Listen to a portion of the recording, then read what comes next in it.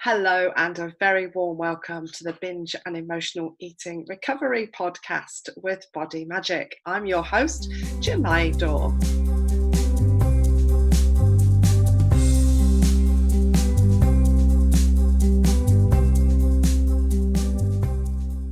Welcome back. This is episode 3. I hope you got to check out episodes 1 and 2. There's a lot of foundation type information in there. And that will lead us really nicely into today's episode. Had some great feedback so far on it. A lot of people are commenting on how they find this quite refreshing compared to the usual kind of restrictive guidance that's given with diets. They feel that they are getting somewhere in terms of identifying what their behaviors are around food so that they can really get to heal them. Today we're going to be looking a little bit closer at that with the emotional elevator.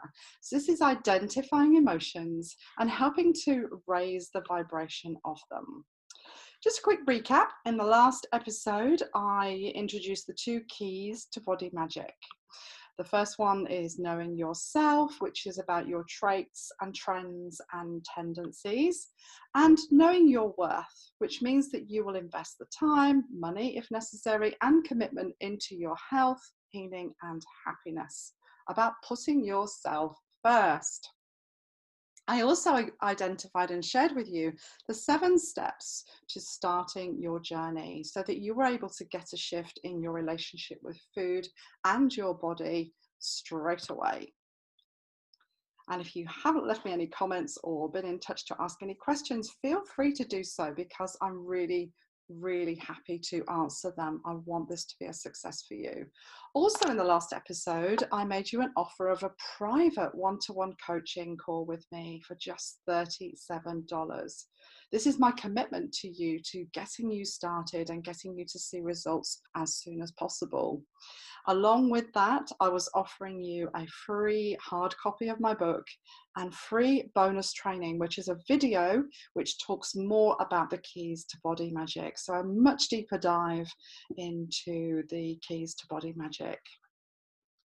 And so if you are interested still in that, please go back to episode 2 because the link will take you to that bonus as well. In this episode, as I said, we're going to be looking at the emotions, and in the spirit of knowing yourself, you're going to be finding out a little bit more about your emotions and the possibilities of them being elevated to levels that you probably have not even considered were possible.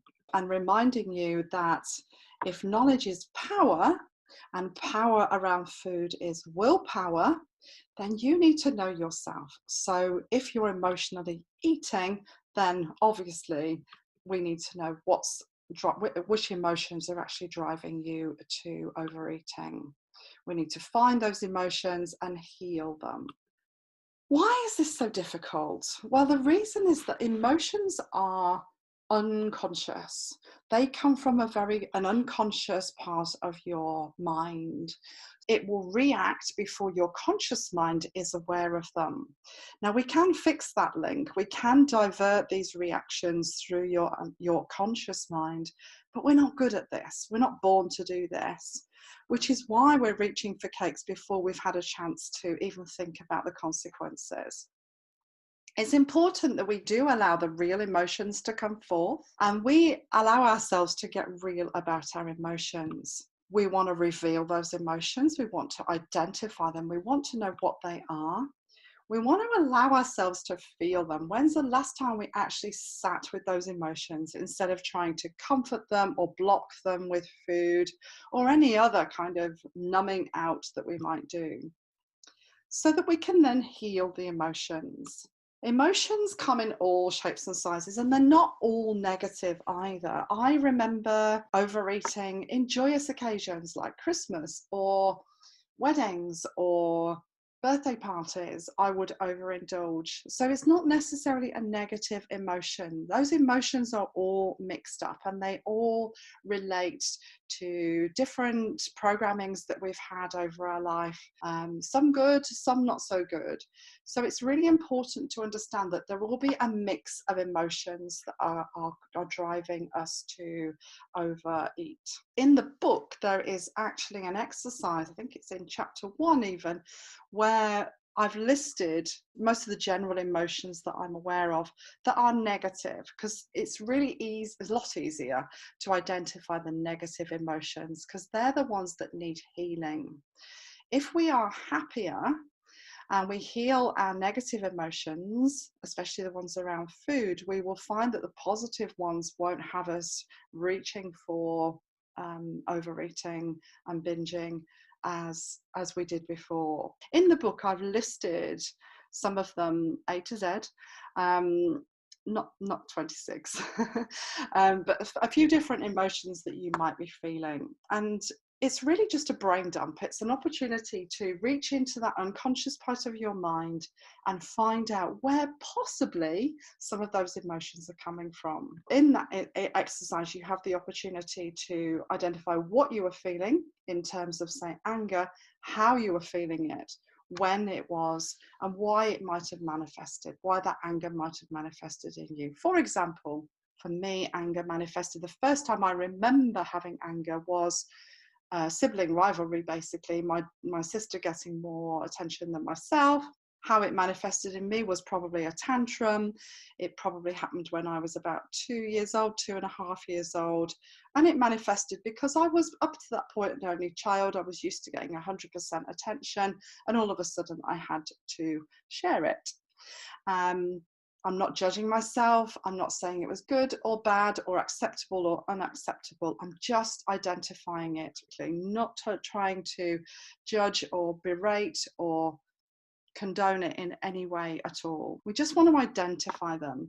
Now, some of them, for example, cruelty, I didn't see any cruelty firsthand with my own eyes until just a couple of years ago, and by that time I'd already overcome my binge eating disorder. So I don't feel that cruelty has played a great part of my history to determine my emotions, but it's still okay to write it in there, and you will be able to see on balance which emotions are the most prominent ones that drive your eating behavior. So identification is okay. Then we want to really go into those emotions. I've got a little acronym here, which is the feel part of the process. First, you want to acknowledge that you're ready to feel them. And this goes back to the 7 steps that we talked about in the beginning.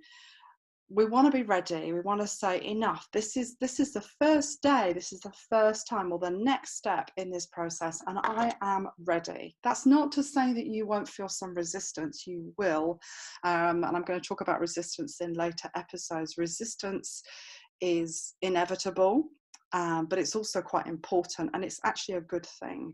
So you won't always feel ready. Some days you're going to think, don't do this today, and that's resistance. So we will have tools in our box to help you move through your resistance, but you need to be ready right now to look at these. Secondly, another E is I want you to know that it's easier than you think. Because we're dealing with emotions, we think that it's going to be as difficult to feel those emotions as they were the first time we felt them. It's really important for you to know that it's going to be easier than you probably think.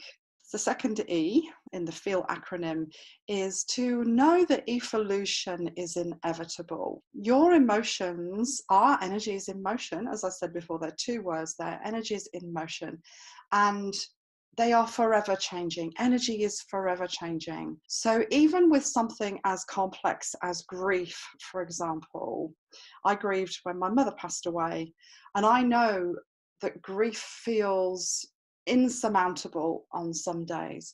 But even then, grief one day is going to be different to the next, and it's ever changing. We are ever changing.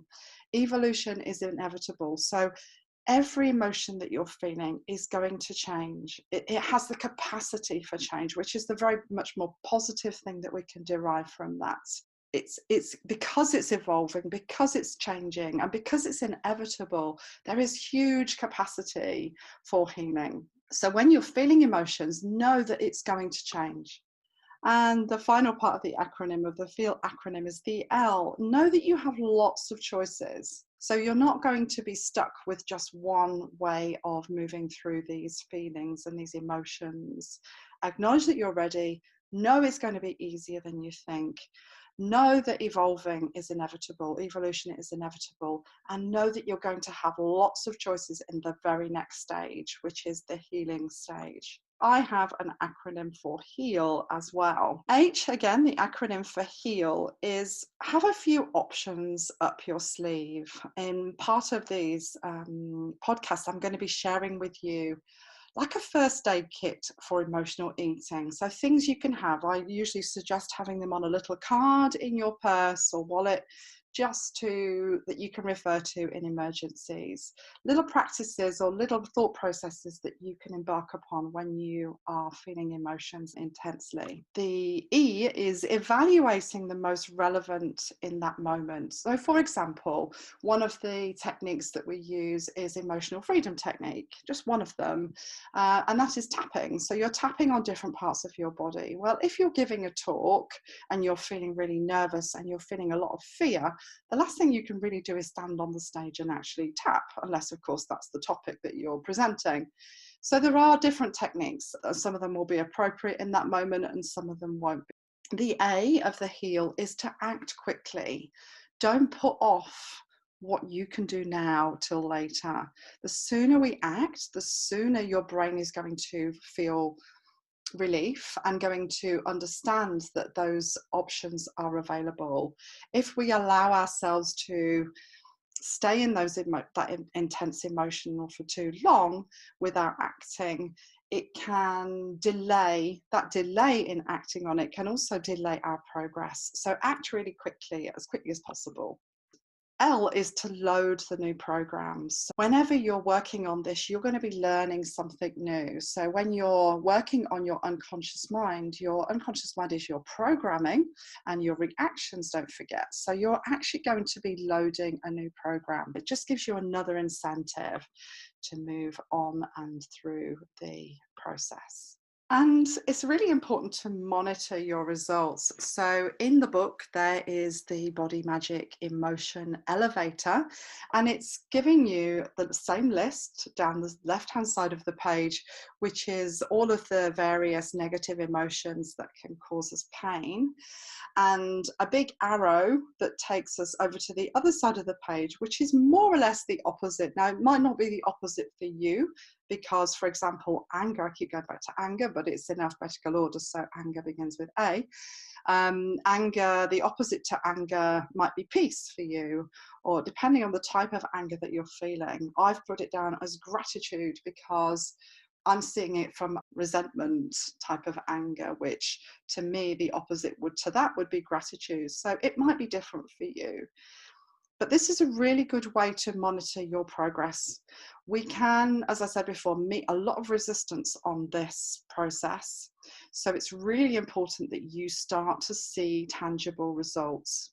And the emotion elevator is a really great way to do that. In between anger and, say, gratitude, you'll be able to mark yourself on what side of that transition you are most on. So if you're feeling really not a lot of gratitude, but you're feeling a lot of anger, you're going to put the date more closer to the anger side.